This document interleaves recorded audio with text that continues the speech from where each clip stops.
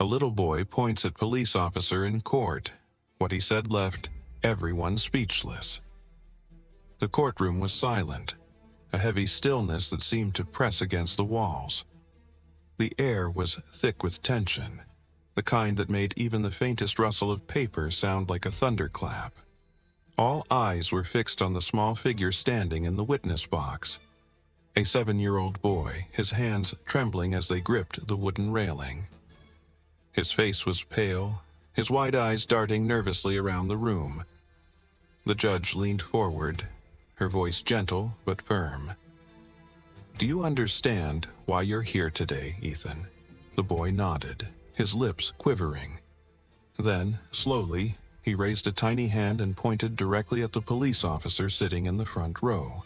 The officer's face went rigid, his jaw tightening as the boy's finger remained steady, unwavering. "It's him," Ethan whispered, his voice barely audible. "He's the one who hurt my mom." The room erupted. Gasps echoed like a wave, and the officer shot to his feet, his chair scraping loudly against the floor. The judge slammed her gavel, but the damage was done. Every person in that courtroom was now on the edge of their seat, their hearts pounding with one burning question. What could a 7-year-old boy possibly know that would bring a police officer to trial? But this wasn't just about a boy pointing a finger. This was about a secret so dark, so deeply buried, that it threatened to unravel the very fabric of the town. In just a few moments, Ethan would say something that would leave the entire courtroom speechless. Something that would force everyone to question everything they thought they knew about justice, loyalty, and the people they trusted most. What could a child possibly reveal that would shake a seasoned police officer to his core? And why did the officer's eyes flicker with something that looked an awful lot like fear? Ethan wasn't supposed to be here. He was just a kid, a quiet, shy boy who loved dinosaurs and spent his afternoons building forts out of cardboard boxes. His world had always been small, his mom, his dog, and the little house on Maple Street where they lived. But everything changed that night. The night his mom didn't come home. Ethan had waited by the window, his face pressed against the glass until the headlights of a police car finally appeared. But it wasn't his mom who stepped out. It was Officer Daniels, the man who always waved at Ethan from his patrol car.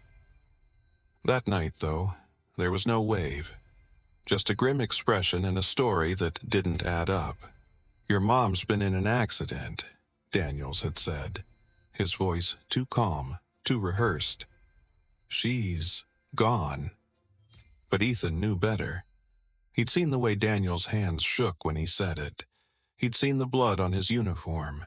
And he'd heard the words his mom had whispered to him just days before. "If anything happens to me, Ethan, don't trust anyone, not even the police." Now, standing in the courtroom, Ethan wasn't just a scared little boy. He was the only one who knew the truth. And he was determined to tell it, no matter how much his voice shook. It all started with a drawing.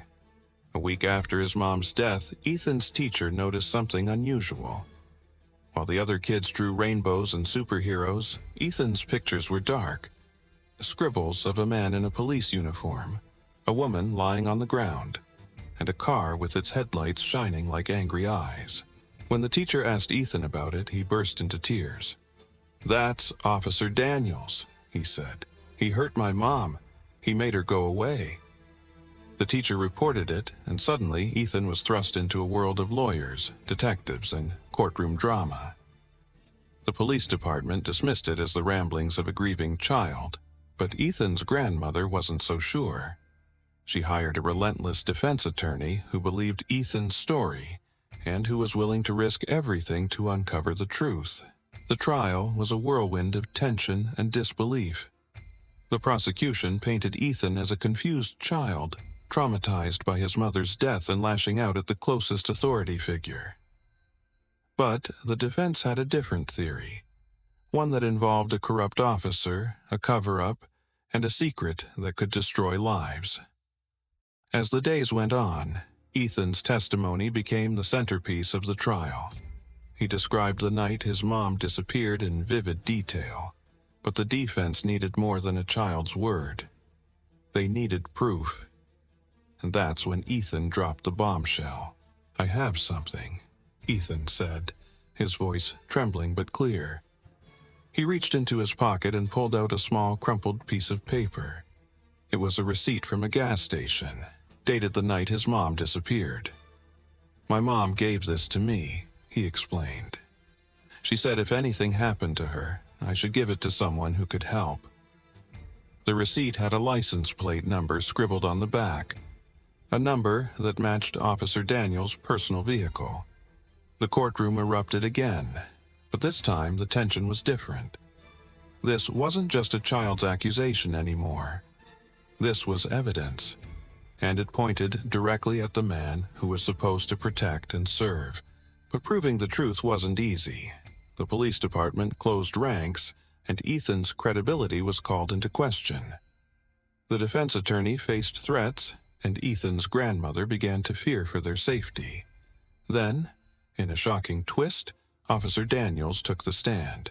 He looked directly at Ethan, his voice steady and calm. "I didn't hurt your mom, son. I tried to save her. But sometimes bad things happen, and we can't explain why." For a moment, even Ethan doubted himself. Had he gotten it wrong? Had he accused an innocent man? But then he remembered his mom's words. "Don't trust anyone."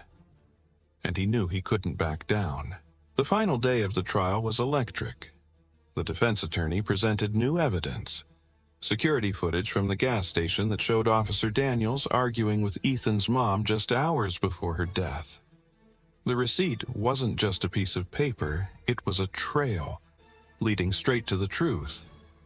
When Ethan took the stand one last time, he didn't tremble. He looked directly at Officer Daniels and said, "You hurt my mom, and I'm not scared of you anymore." The room fell silent. Even the judge seemed to hold her breath. The defense attorney then turned to Officer Daniels, who had been stoic throughout the trial. "Officer Daniels," the attorney began, "why did you kill Sarah Mitchell?" Daniels' face twisted in a mix of anger and desperation. He finally broke his silence. "She was going to ruin me," he admitted, his voice low but filled with venom. "She found out about the money, the drug money I was taking to keep quiet. I was deep in it, and she threatened to expose me. I couldn't let that happen. I couldn't lose everything." The courtroom erupted in gasps and murmurs. The attorney pressed further. "So you killed her to protect your secret?" Daniel's eyes darted around the room, finally landing on Ethan. "I didn't mean to," he said, his voice cracking. "It was an accident. We argued and she fell, but I panicked. I covered it up. I thought I could make it go away." Ethan's eyes filled with tears, but he didn't look away. "You're a liar," he said, his voice steady. "You hurt her on purpose, and you tried to make it look like an accident." The jury deliberated for hours.